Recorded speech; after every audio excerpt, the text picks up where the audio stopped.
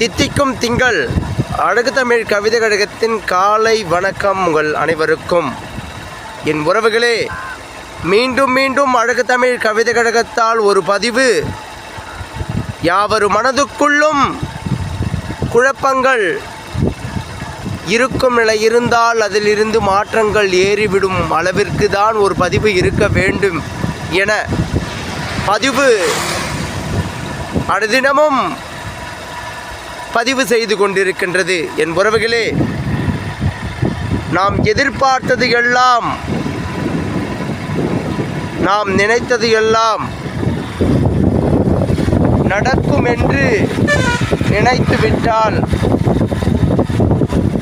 சில நேரங்களில் அவை நடந்தேறாமல் போகலாம். சில காரணங்களுக்காக அவை தடைபட்டு போகலாம்.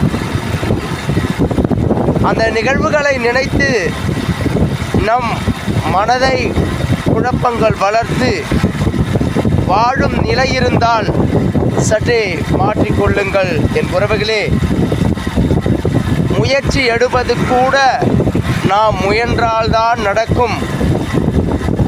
எப்பொழுதும் நம்மை எந்த சூழ்நிலைகளிலும் சமாளித்து வாழ்ந்துவிட வேண்டும் என்ற நினைப்புகள் மட்டும் நம் மனதுக்குள் அனுதினமும் நினைவு இருக்கும் வண்ணம் செய்து கொண்டால் இந்த வாழ்தடம் மீது நம் வாழ்க்கை எனும் பந்தம் அழகான உணர்வுகளை நமக்கு தந்தும் வாழ வரப்பிரசாதங்களாக அமைந்துவிடும்.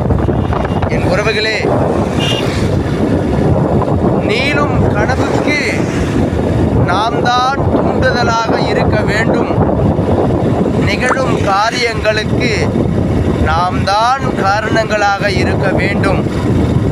எப்பொழுதும் நம் மனதுக்குள் இயற்கை சார்ந்த காட்சிகளின் வடிவங்களை காட்சிப்படுத்தி கொள்ள வேண்டும்.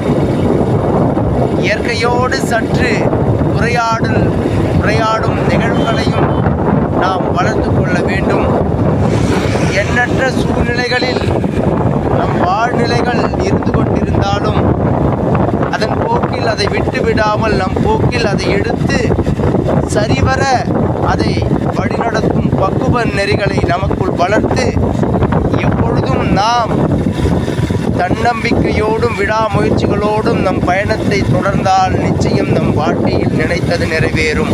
என் உறவுகளே, வாழ்க்கை